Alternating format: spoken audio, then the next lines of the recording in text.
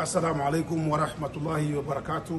Hii ni Muzdalifa TV unaiona kutoka moja kwa moja kwenye uwanja wa ndege wa mjini Cape Town nchini Afrika Kusini, na tayari ndege aliyoabiria shehe wetu mgeni wetu pendwa Sheikh Abdul Jabbar Ramadhani kutoka nchini Burundi amewasili. Na sasa sio shehe wa Burundi tu bali ni shehe wa kimataifa, maana anaonekana kwenye kigambuzi cha Azam TV kwenye channel ya Mahasin TV na sasa tuko kwenye Muzdalifa TV. Kwanza karibu hapa Cape Town na pole na safari. Watazamaji ambao sasa hivi wanakuangalia muda kama umewasili, unalipa la kuambia ukiwa umewasili hapa? Baada kumshukuru Allah na kumsalia Mtume sallallahu alaihi wasallam. Kwa kweli ni furaha tu. Ninayo furaha kubwa sana ya kuingia katika mji huu. Nilikuwa na hamu sana na nilikuwa sioni njia, lakini Allah akaniambia subiri tu. Kumbe akaingiza fikra katika kikao chenu, nilikuwa nimenipasisha. Kwa kweli Allah apeni mazuri duniani na amen. Allahumma amin. Ndugu mpenzi mtazamaji, tayari Abdul Jabbar amewasili hapa nyumbani, ambaye ni shehe mkongwe kwa takriban zaidi ya miaka 40 kwenye kazi ya dawa. Na moja kati ya tukio kubwa ambalo mimi binafsi sitolisahau ni la mwaka 97 mjini Ngozi, ambako baada ya muhadhara alikuja bibi kizee na kumwambia shehe, mimi nilikuja unifundisha Kiarabu, maana kwenye muhadhara umesema kwamba watu watafufuliwa siku ya kiyama wanaongea Kiarabu na mimi sijui Kiarabu, nifundishe. Hapo shehe akamjibu kwamba automatically tutafufuliwa tunasema Kiarabu. Kwa hapa Cape Town Waislamu wengi imani zetu zimepungua kiasi kwamba watu wanakuwa na imani ya kwamba uchawi na ushirikina umepigiwa debe sana na imani kushuka. Unalipi la kutuambia ima mashehe wetu kuambia jinsi gani ambao wanaweza kutulanisha mioyo yetu? Kwa kweli kuondoa uoga. Kuondoa uoga, na ndio maana hata katika moja ya visomo vyangu kana kisomo nimekiita al-quwwatul haqiqiyya, nguvu ya uhakika. Hiyo nimependelea kwenye uwanja wa Idi. Nitagusia nguvu ya uhakika huwa ina nguvu kushinda hata nguvu ya uoga.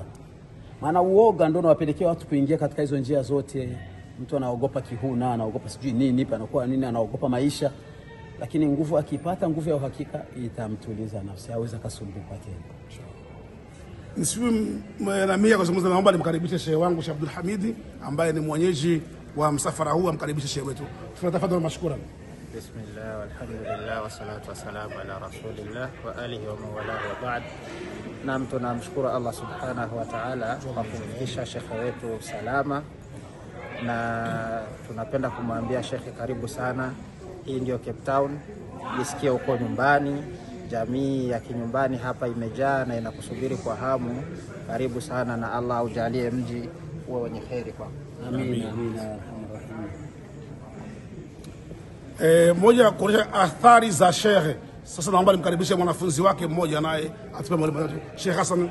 Tunapata mashukura. Alhamdulillah. Ndugu zangu, kwa kweli wallahi na furaha iliyokuwa kubwa sana kwa miaka mingi kuona kwamba Allah katuwafikisha kuwepo siku nzito na siku tamu kuliko siku zote, ambayo ni siku ambayo Waislamu wallahi siku ya leo wanapatikanika umma mzima ndani ya mji mtukufu wa Makka wakifanya ibada tu moja ambayo ni ibada ya hija, ikiwa leo ni siku ya yaumun Arafa. Ndugu zangu Waislamu, kwa kweli wallahi kwa furaha ambayo ninayo ni kuona kwamba kwa mara ya kwanza wallahi baada ya miaka mingi kupoteana na mwalimu wangu, lakini leo Allah tabaraka wa taala katujalia kwa mara nyingine tena ingalau kumpata akiwa hayyan na nguvu ile ile kama alikuwa nayo mwanzoni toka 90 na ngapi. Wallahi nguvu ile ile Sheikh Abdul Jabbar bado anayo kwa kweli. Sheikh, niseme kwamba wallahi karibu tena Sheikh katika mji wa Cape Town, maana vijana wako wallahi mengi leo tufunza tunafuata na saa zilizotupa toa tungaliki wachanga. Ndugu zangu, na wallahi msichokifahamu, huu ndio mwalimu wetu aliyotufunza da'wa.